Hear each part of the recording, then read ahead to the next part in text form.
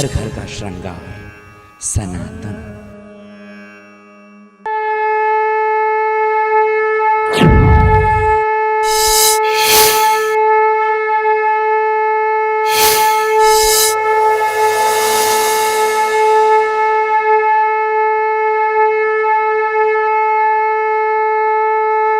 चाहे वो real estate का प्रोजेक्ट हो, चाहे खुद व्यक्ति का अपना जीवन हो, चाहे आध्यात्मिक कार्यक्रम हो, कोई उपन्यास हो, कोई कहानी हो, पांडुलिपि आपके हाथ में आती है और आप उसको देख करके उसका भविष्य जान लेते हैं कि इसको प्रकाशित करना है या नहीं।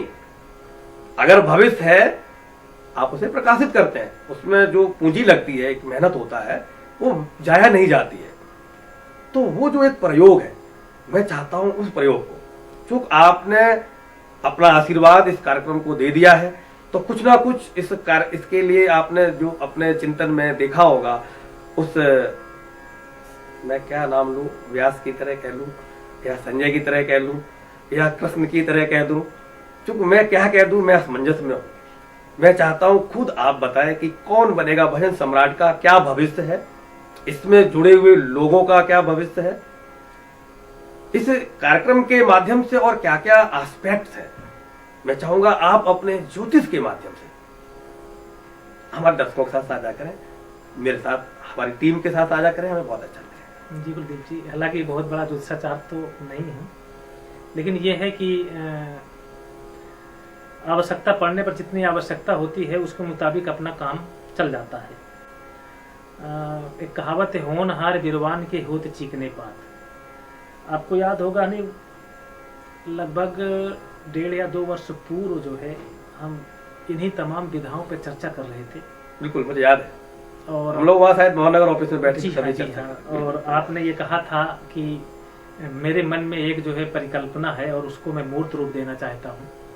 तो मैंने कहा भाई उसे बताइए आप।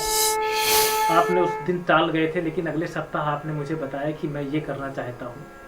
तो मैंने इसको जो है एक सतही तौर पे लिया। मैंने कहा चलिए ठीक है, हम साथ जुड़े रहे। लेकिन जब आपने कुछ महीने बाद इस पे काम करना शुरू कर दिया और मुझसे जो है आप संचार माध्यम से जो है इसको साझा करते रहे, तो पहले तो मैंने ध्यान नहीं दिया, लेकिन जब मैंने देखा कि आप पूर्ण रूप से सतत एक उसी दिशा पर जो है अनवरत आगे बढ़ रहे हैं, तब मुझे सोचना पड़ा। तो मुझे लगा कि आपके जो कदम आगे बढ़ रहे हैं निश्चित रूप से ये एक मंजिल की तरफ बढ़ रहे हैं, और वो मंजिल बहुत दूर नहीं है।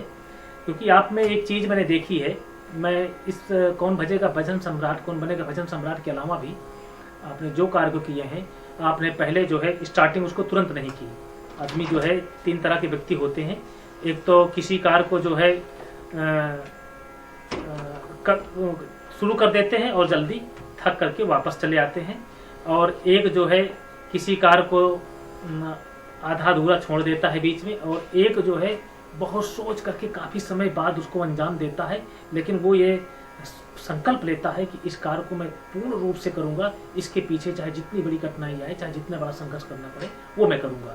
तो आप उनमें से हैं कि आपने जो है बहुत काफी समय तक जो है उसको विचार विमर्श, उसको उल्टा पलटी दोनों पहलू के सिक्के देखे, उसको उछाला, कौन खोटा है, कितना चल सकता है, कितना दौड़ सकता है।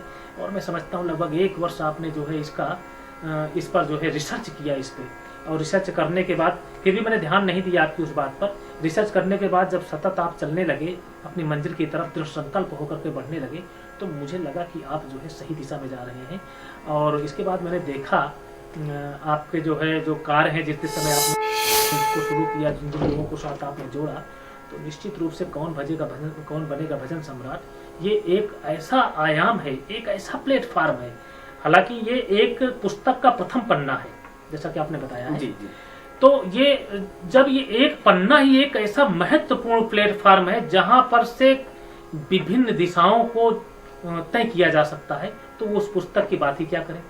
जिसकी पुस्तक का एक पन्ना ही इतना महत्वपूर्ण हो, तो उस पुस्तक में क्या क्या समाहित है, ये कहना जो है छोटी मुंह बड़ी बात होगी।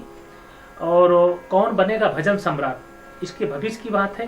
तो इसका भविष्य तो आज जब से आपने इसकी शुरुआत की है तभी से ही उज्जवल और बिल्कुल पारदर्शी रूप से स्पष्ट दिखाई पड़ रहा है कि ये निश्चित रूप से एक विख्यात, एक प्रसिद्ध कार्यक्रम बनेगा।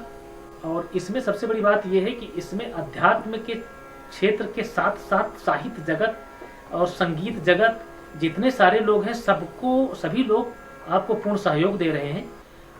और निश्चित रूप से मेरी भी शुभकामनाएं हैं। इस बसंत पर्व पर मैं चाहूँगा कि ये विश्व विख्यात कार्यक्रम बने और इसके माध्यम से आप एक नए युग में प्रवेश करें, एक नए युग का सृजन करें और उससे लोग जो है लाभ उठाएं और आपके इस कार्य से भी लोग सीख लें और आगे बढ़ें। जी, बहुत बहुत सादर प्रणाम, सादर साधुवाद बड़े भाई हमारे मोहन सुख साहब को।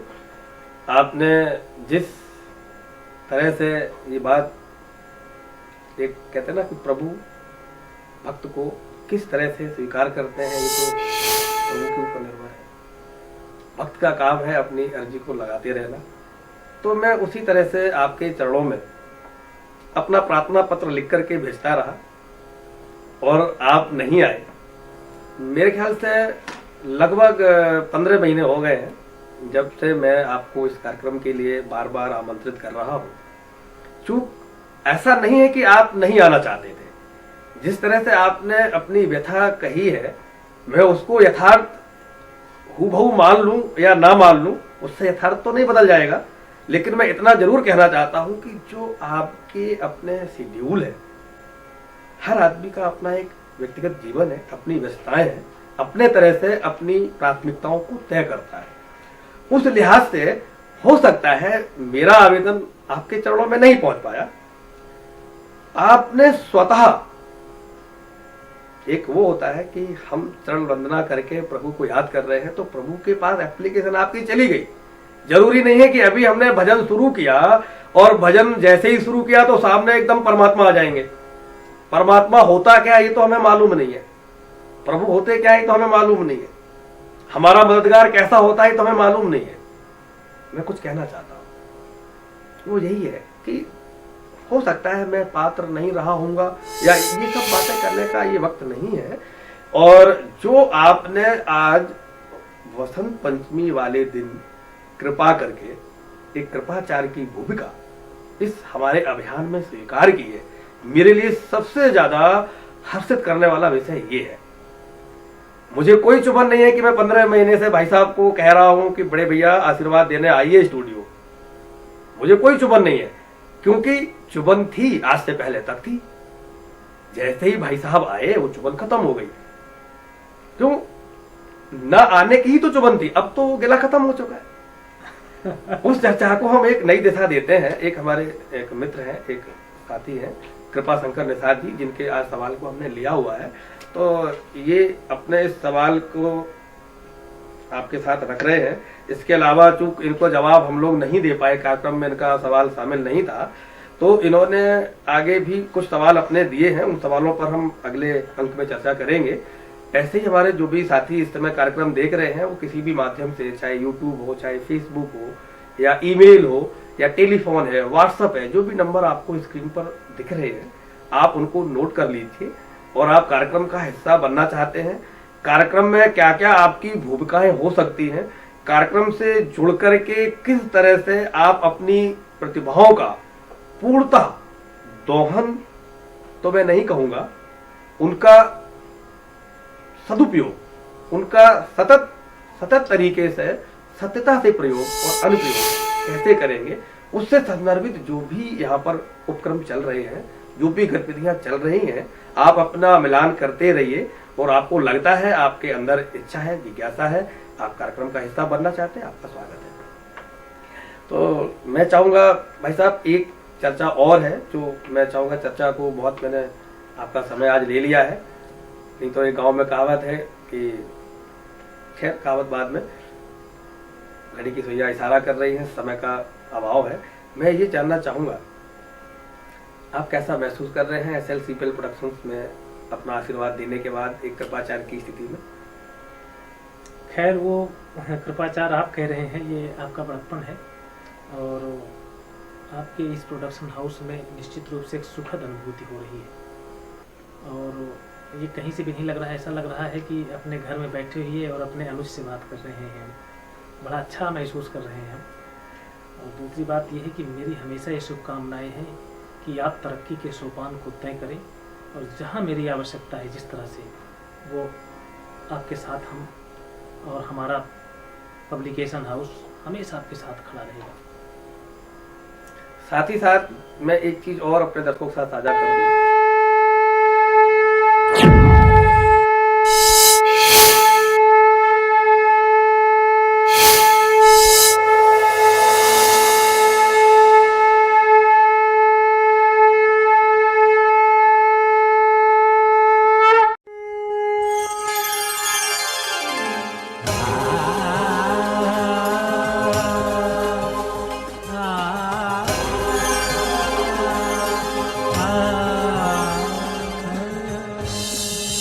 घर घर का श्रृंगार सनातन।